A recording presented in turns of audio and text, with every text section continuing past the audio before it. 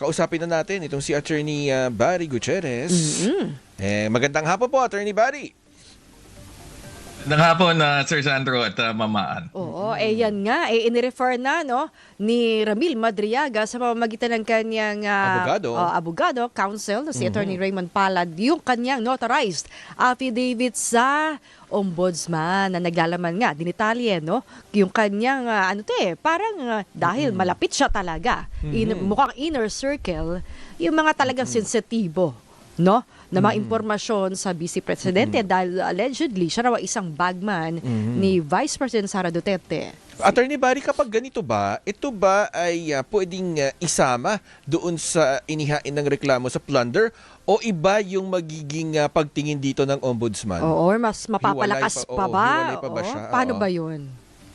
Nasa discretion ng ombudsman kung pag-iisahin yung investigasyon. Dahil sa katotohanan, meron namang overlap yung kasing plunder, ang ginawang batayan, yung 612.5 million na confidential funds na napunta sa mahigit 1,000 mga beneficiary na ayon dun sa naging investigasyon ng Kamara, medyo questionable. Dito kasama yung sila Mary Grace Piatos, di ba, kung maalala pa natin. At bahagi din yata nitong affidavit na sinubmit ng abogado ni Mr. Madriaga sa ombudsman, itong tungkol sa confidential funds. So sa aspetong yon, nasa sa ombudsman yan. Kung sa tingin niya ay pwedeng pag-isahin ng investigasyon itong patungkol dito sa aligasyon na ito. So ito po bang mga inihahain na mga reklamo ngayon sa ombudsman laban sa pangalawang pangulo, ito na ba yung hudyat na magkakaroon nga ng isang ombudsman-initiated impeachment sa darating na taon? Well, pwedeng mapunta dyan. Kasi madaming jurisdictions ang ombudsman sa ilalim ng ating konstitusyon at sa ilalim ng Republic Act 6770, yung ombudsman law. So, pwede niyang imbestigahin yung aspetong kriminal. Ito yung patungkol dun sa plunder o iba pang mga posibleng violations ng ating graft law, yung Republic Act 3019 halimbawa. Pwede ring imbestigahin yung matagal nang binabanggit ng marami, yung kapangyarihan ng ombudsman sa ilalim ng Section 21 ng Republic Act 6770 na simulan ang investigasyon sa mga impeachable officers at batay dito, gumawa ng rekomendasyon sa Kamara na magsagawa ng impeachment laban doon sa impeachable officer na yon sa kasong ito kay VP Sara Duterte. So, depende kung anong lalabas dito sa investigasyon. Pero ang malinaw dito, dahil meron ng dalawang na-file sa ombudsman, yung kanyang kapangyarihan na magsagawa ng investigasyon at kasama na dito yung kanyang kapangyarihan na mag-examine at magbukas na mga bank accounts ng mga taong napangalanan dito sa mga complaints na ito. Yung final na complaint nung nakaraang Biyernes at ngayon itong sulat at affidavit ni Madriaga, pwede nang simulan at kumaga buksan ng ombudsman yung ganyang klaseng investigasyon. Ngayon, nasa sa kanya na at nasa sa Kamara pagdating ng February 6 kung sa tingin nila ay sapat na ang magiging bunga nitong investigasyon na ito para nga mag-file uli ng isa pang impeachment laban kay VP Sara Duterte. Nabasa niyo po ba yung affidavit ni Ramil Madriaga or kahit papano ay alam niyo yung ibang detalye doon dahil nasa mga news articles din naman. Ano pong inyong opinion dito bilang lawyer, Attorney Barry? Well, ang unang-una kong babanggitin, ang mas kailangan nating seryosohin itong testimonya ni Madriaga na ito dahil paunang-una, ito ay laman sa isang sworn affidavit. Madami kasi mga lumalabas na mga akusasyon sa mga nakaraang buwan, sa mga nakaraang linggo na hindi naman actually ginawa under oath. Pangunahin na dyan yung kay Saldico, halimbawa, na nasa isang video lamang.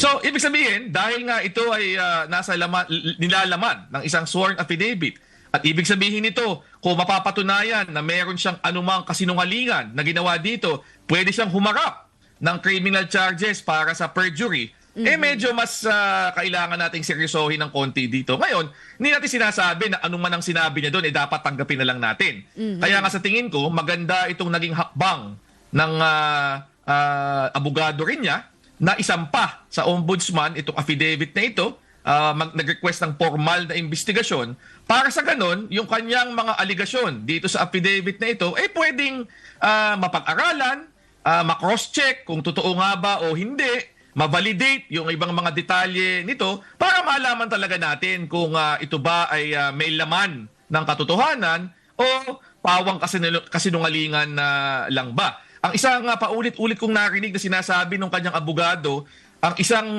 inaasahan yata nilang mabigat na confirmation, yung lalamanin ng kanyang cellphone na sa kasalukuyan ay ay hawak ng Regional Trial Court patungkol naman sa iba pang kaso na nakasampa kay Mr. Madriaga.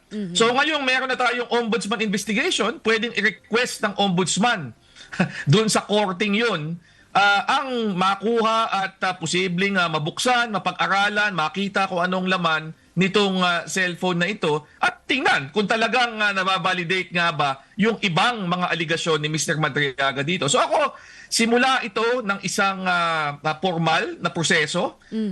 Hindi natin dapat paniwalaan kaagad lahat ng kanyang sinasabi. Pero dahil ito ay dinaan sa tamang paraan, isang sworn affidavit na pwede siyang humarap ng kaso kung nagsinungaling siya dito at ngayon nasa kamay na ito ng ombudsman, umaandar na yung proseso para nga ma-validate at makita natin kung ano ba talaga yung katotohanan dito sa mga aligasyon ni Mr. Madriaga laban kay VP Sara Duterte at iba pang mga tao. At saka si Attorney Raymond Palad na rin yung nagsabi na sila pa ang nagsabi kay Ramil Madriaga na isubmit na natin ito sa ombudsman. Siguro talagang confident din sila dahil bilang abogado, di ba? Titingnan mo rin naman yung yung hawak mong salaysay kung tatayo yon, may butas ba yon, loopholes, o di ba, o pwedeng mabaliktad. So yun na nga, Attorney Barrick, dahil kahit mismo yung abogado ay sila na rin yung nagsuggest na isubmit na ito dahil kung hindi, aligasyon din lang. 'Di ba? Tama. At ako bilang abogado, 'yun ang tamang paraan na gawin, 'di ba? Talagang submit natin para magkaroon ng formal investigation, yung meron talagang kapangyarihan na magsagawa ng investigasyon dito at tingnan natin. Para kumbaga ang sinasabi nila, sige, subukan natin yung katotohanan itong mga sinasabi ni Mr. Madriaga sa kanyang affidavit. At gaya na nga ng sinabi mo, Ms. Maan, sa puntong ito, mukhang merong mataas na kumpiyansa, di ba? Dito dahil parang sila na nagsasabi na buksan nyo, imbestigahan nyo, i-validate nyo. So, ako, yan ang tamang paraan di ba? Madami sa mga aligasyon sa mga nakaraang buwan na may kinalaman sa ibang mga aligasyon ng korupsyon. Ang tamang paraan talaga dyan. Una, kailangan yung mga kung anumang akusasyon, lagay natin under oath. Pangalawa, maging bukas tayo dun sa proseso na mababalidate at mabe-verify itong mga bagay na ito. At kung makikitang totoo, pwedeng gawan ng susunod na hakbang. At yan na nga yung pag-pursue ng anumang kaso ang nararapat batay dun sa ebidensyang makakalap. Attorney Barry, himayin naman natin yung laman ng affidavit dahil nga yung pangunahing alegasyon doon ay tumanggap umano ng campaign money mula sa Pogo at umano'y campaign money rin dyan sa mga iniuugnay sa droga. Meron po bang paglabag sa batas sakaling mapatunayang totoo ito? Well, obviously kung tumanggap ka ng pera galing sa illegal, kaagad-agad nagiging at the minimum, accessory ka doon sa mga krimen na yon. Dahil sa ilalim ng ating batas, kung ikaw ay nakinabang gawa ng isang krimen, halimbawa, ito sa kasong ito, pera na na-realize mula sa mga illegal na gawain, tulad nga ng pagbibigay ng droga, maaari kang mag-face ng criminal liability doon. Kung lalabas pa na kayo ay bahagi ng isa tinatawag nating conspiracy, ibig sabihin, nagkasundo kayo talaga na nagagawin na itong krimen na ito at maghahati-hati kayo dun sa magiging pagkikitaan, ikaw ay mahahabla bilang principal dito sa krimen na ginawang ito. So, mabigat-bigat na akusasyon yan.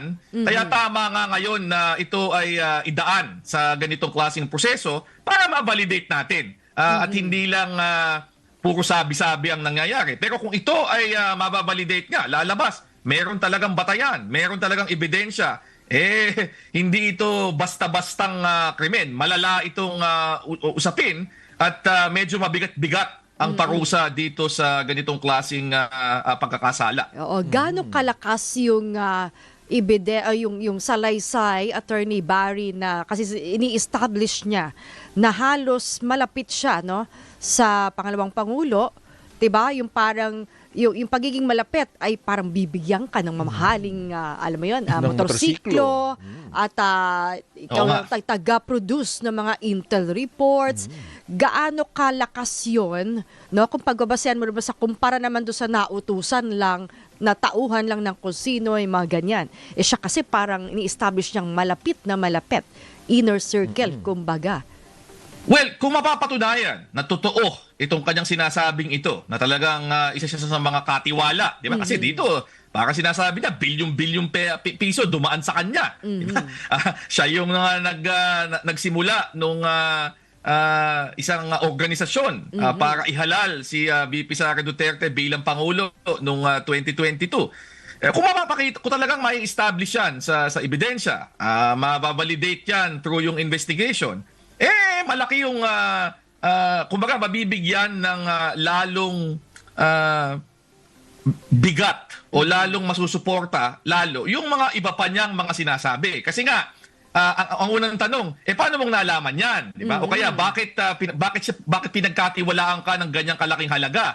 O bakit pinayagan kang gumawa ng ganyang mga bagay na alam naman niya ay krimen? So, kung lalabas talaga na totoo na siya ay nasa inner circle, talagang pinagkakatiwalaan siya, kumbaga, nagiging mas credible yung mga iba niyang mga sinasabi na pinagawa sa kanya ito, dumaan sa kanya yung ganito kalaking pera, dahil, siyempre, yung bagay na hindi mo maaring sabihin mo, hindi mo papagawa sa isang acquaintance mo lang o hindi mo masyadong kilala o empleyado mo lang, ibang usapan kung talagang malapit sa'yo yan at talagang pinagkakatiwalaan mo. Parang ano naman yun human nature yun. So, kumbaga, kung may establish yung fact of relationship na yon ng malinaw, magiging mas credible yung ibang mga bahagi ng kanyang testimonya dito sa issue na ito. So ano nga halimbawang naisumite na sa ombudsman ito, no? Nai-refer na, Attorney Barry, anong posibleng next step na ombudsman dito? Gaya nga ng binanggit ko kanina, sinasabi nung kanyang abogado mismo, madami dun sa mga validation, makikita dun sa cellphone. So ako, ini-imagine ko na isa sa mga priorities na gagawin na sa anumang investigasyon ng ombudsman ay isi-secure yung cellphone na yun. Na hindi naman nawawala, di ba? Supposedly, nasa custody ng korte.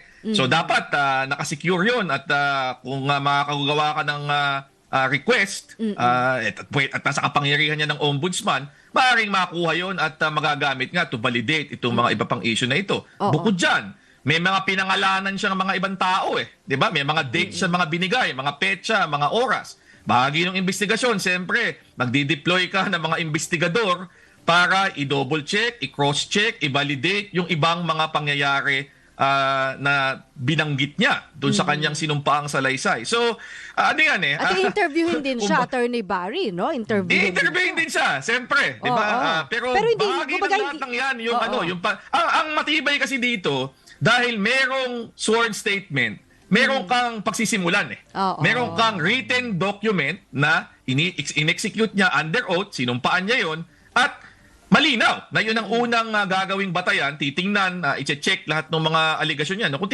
para makita kung totoo nga o hindi. So, yun ang advantage ng merong ganong klaseng sinumpaang salaysay. Merong malinaw na pagsisimulan ang anumang investigasyon na sasagawa ng isang tanggapan tulad nga ng Office of the Ombudsman. At kailangan niya ma-produce, say, hiningan siya ng meron bang witnesses na makapag-corroborate nito? Oo. Meron ka bang photos or videos nito? Meron ka bang text message nito na inutusan ka? Kailangan niyang ibigay yun lahat, Attorney Barry. Oo, bahagi nung kapangyarihan ng ombudsman, siyempre, yung magsampina ng mga bagay na ito, di ba? Pero sa kaso kasing ito, dahil sila na mismo ang kusang lumapit sa Office of the Ombudsman, sila ang sumulat at inattach yung kanyang affidavit, ini-imagine ko na hindi na kailangan ng sampina, di ba? Parang kusa siyang magko-cooperate with yung investigation. So kung may mga hihinging mga ganyang pangalan, sino pa ba ang mga ibang mga pwede mong mapangalanan dito na makakapag-corroborate nitong iyong mga sinabi? O kaya, yun nga, saan namin pwedeng makuha ang iba pang mga dokumento o mga photos o ito mga text message na sinasabi mo. At ako, sa pagkakaintindi ko, madami doon. According sa abogado niya, nandun nga sa telepono, di ba? Doon sa cellphone. Pwede lahat yung hanapin at tingnan ng Office of the Ombudsman sa proseso ng pag-validate nitong kanyang affidavit na ito at bahagi ng mas malawak na proseso para tingnan kung meron ba talagang sapat na ebidensya para magsampa ng criminal case o mag-recommend ng impeachment dito sa usaping ito. Kumpara sa ibang affiant, no? Kasi, 'di ba, siya ay nakakulong.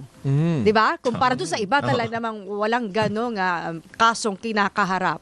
Paano may hirapan ang ombudsman? Kumbaga hindi ka basta-basta parang 'di ba, yung kausapin. Kasi merong pagdadaanan, BJMP, kailangan magpaalam. Minsan, di ba, nakakadagdag din yon sa proseso, Attorney Barry? Oo naman, pero tingin ko naman, hindi naman magiging issue sa BJMP kung gugustuhin ng ombudsman na interviewin siya. Tama, tama ka, Mismaan, siyempre, kailangan ka magpaalam dahil sila yung merong physical custody at sila yung merong authority over him. Pero tingin ko naman, kung bahagi ng isang official investigation, hindi naman tututol ang mga otoridad dyan, di ba, na pa-interview siya. Ang kinaganda pa nga dito, siguro, ang isang espetong medyo mapapadali yung investigasyon, dahil nakakulong, madaling hanapin. Oo, kasi yung mga ibang witness, minsan, pagkatapos pag-file ng affidavit, nawawala na lang. Ako, Tsaka, naalala ko, si Mr. Orly Gutesa, biglang nawala na lang.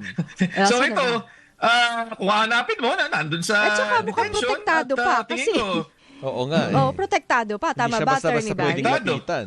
Protektado. Oo. Oy, teka lang, Attorney Barry. May sinasabi si Attorney Raymond Palad, di ba, partner? Na nawala rin yung Facebook account. Oo. No? Pagkagawa nitong lumabas sa Affidavit, publiko itong oo. affidavit, hindi na raw ma-access yung Facebook account. Na doon pa naman, May mga post, ebidensya din, ng oo. mga pictures na kung gaano kalapit. Baka may mga selfie doon. Groovy. Oo.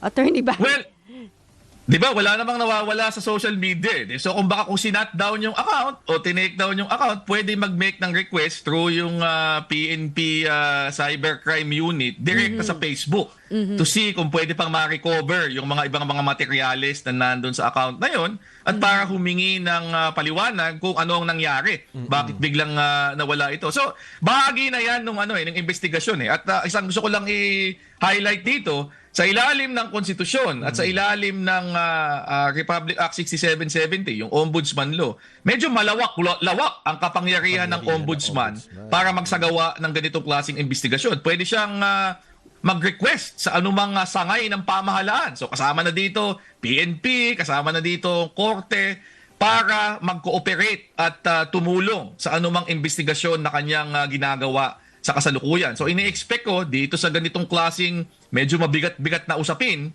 talagang gagamitin ng ombudsman yung kapangyarihan na yan para makuha ang anumang dokumento, anumang ebidensya na kailangan niyang makuha para ma-validate itong sworn statement ni Madriaga.